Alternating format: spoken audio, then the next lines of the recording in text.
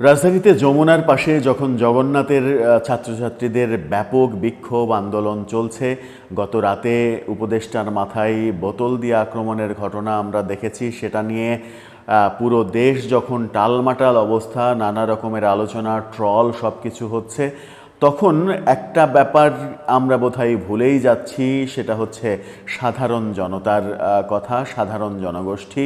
সেই সাধারণ জনগোষ্ঠীর একটা বড় অংশ রিক্সা শ্রমিক। ঢাকা শহরে আশঙ্কাজনক হারে বেড়ে গেছে ব্যাটারি চালিত রিক্সা। মূলত এই সরকার ক্ষমতায় আসার পরে এই ঘটনাটা ঘটেছে। এর আগে ঢাকা শহরে অলিগলি ছাড়া, সিটির বাইরে ছাড়া ব্যাটারি চালিত রিক্সা চলতে দেখা যায়নি, কিন্তু এখন সারা ঢাকায় প্রধান রাস্তাতেও ব্যাটারি চালিত রিক্সা চলাচল করছে। সরকার নানাভাবে কৌশল অবলম্বন করেছে, রাস্তায় চাকা আটকে দেওয়ার পদ্ধতি আবিষ্কার করেছে, কিন্তু কোনো কিছুতেই কোনো কিছু যখন হয়নি, তখন আমরা দুদিন আগে দেখেছি যে ব্যাটারি চালিত রিক্সার বিরুদ্ধে সরকারের অভিযান, বিশেষ করে ঢাকা উত্তর সিটি কর্পোরেশনের অভিযান, এবং সেই অভিযানে নজিরবিহীন ঘটনা ঘটেছে, মানবতার ঘটনা ঘটেছে, মানবিক ব্যাপার সামনে এসেছে। ব্যাটারি চালিত রিক্সাকে বুলডোজার দিয়ে গুড়িয়ে দেওয়া হচ্ছে, সেগুলো ট্রাকে তোলা হচ্ছে। রিক্সা শ্রমিকরা, রিক্সার ড্রাইভাররা হাউমাউ করে কাঁদছেন, তার রিক্সা বুকে আগলে ধরে জীবন দিতে চাচ্ছেন, কিন্তু রিক্সা দিতে চাচ্ছেন না। এরকম দৃশ্য আমরা দেখেছি। কিন্তু শেষ পর্যন্ত কি হলো?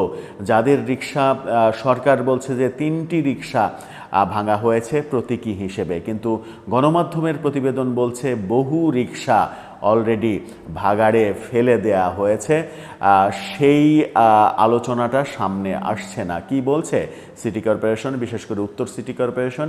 আর রিক্সা শ্রমিকদেরই বা কি হবে, কি ব্যবস্থা করছে সরকার? এত ব্যাটারি চালিত রিক্সা কোত্থেকে আসলো, এরা কারা? সেই আলোচনাই করবো এই ভিডিওতে। থাকবেন পলিটিক্স টিভির নিয়মিত আয়োজনে।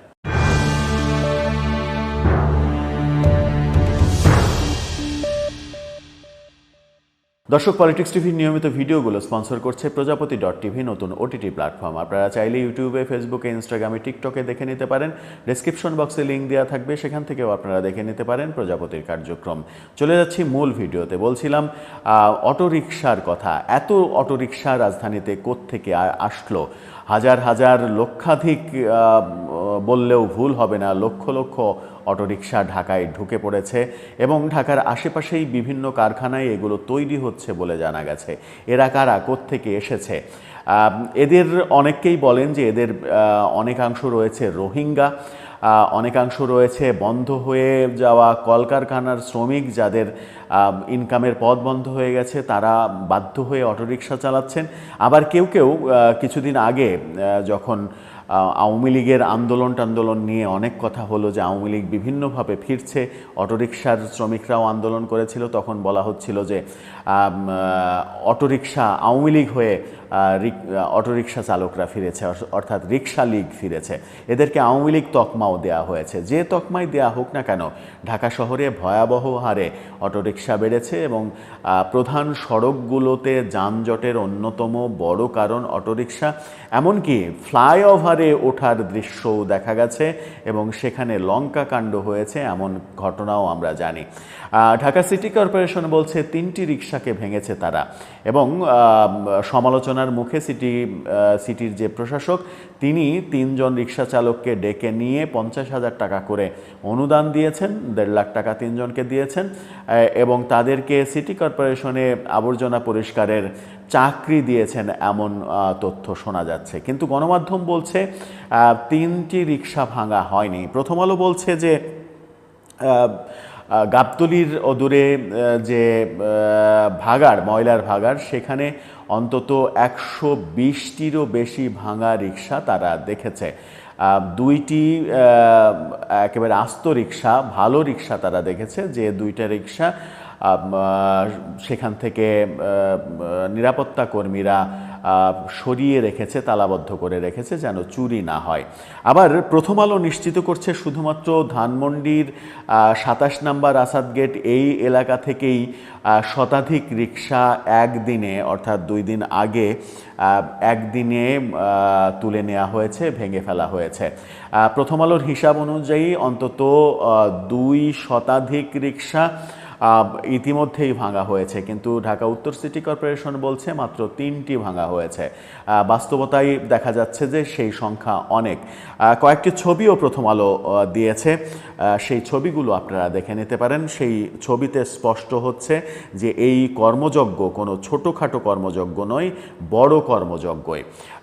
কিন্তু ঢাকার দক্ষিণের, ঢাকা উত্তরের যিনি প্রশাসক তিনি বলেছেন যে যদি এরকম আসে, যদি দাবিদার পাওয়া যায় যে আরও ক্ষতিগ্রস্ত আছে এবং তাদের চলতে সমস্যা হচ্ছে, তাহলে তাদেরকেও পুনর্বাসনের দায়িত্ব নেবে ঢাকা সিটি কর্পোরেশন, অনুদান সহ চাকরির ব্যবস্থা নেবে। কিন্তু এত যদি 200-300 রিক্সা শ্রমিককে এরকম রিক্সা ভেঙে ফেলা হয় তাদের, তাহলে এতজনকে সিটি কর্পোরেশনে কিভাবে চাকরি দেবেন তিনি, সেটাও একটা বড় প্রসঙ্গ।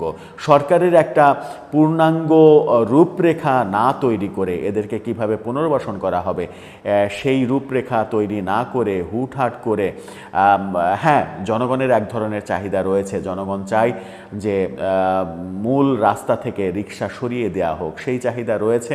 এই কারণে জনগণ এই কর্মসূচিকে অনেকেই উৎসাহিত করেছেন, ধন্যবাদ দিয়েছেন, সাধুবাদ জানিয়েছেন।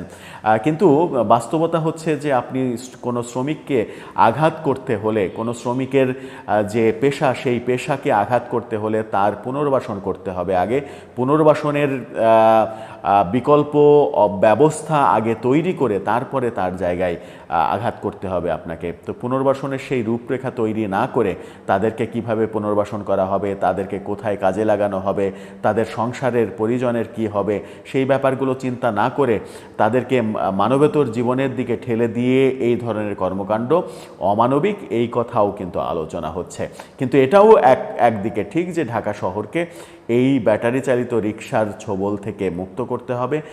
সামাজিক যোগাযোগ মাধ্যমে প্রায়ই বিভিন্ন ভিডিও দেখা যায় যে সারা দেশেই এই ব্যাটারি চালিত রিক্সা কী ধরনের অ্যাক্সিডেন্ট তৈরি করছে, কী ধরনের দুর্ঘটনার কারণ হচ্ছে তারা, সেগুলোও আতঙ্কের কারণ। এরা লাগামহীনভাবে গতি দিয়ে রিক্সা চালায়, এরা কাউকে মানে না, সিগন্যাল মানে না, এদের বেশিরভাগই সিগন্যাল সম্পর্কে জ্ঞান নেই, প্রশিক্ষণ নেই। এই ব্যাপারগুলো আলোচনায় আসছে, কিন্তু আমার মনে হয় যে সরকারের একটা কার্যকর উদ্যোগ নেওয়া উচিত যে এদেরকে কিভাবে পুনর্বাসন করা হবে। তা না হলে এদেরকে নানাভাবে ট্যাগ দিয়ে, রোহিঙ্গা ট্যাগ, যদি রোহিঙ্গা থাকে তাহলে জাতীয় পরিচয়পত্র পরীক্ষা করা উচিত। আমার মনে হয় এটা একটা গুরুত্বপূর্ণ বিষয়।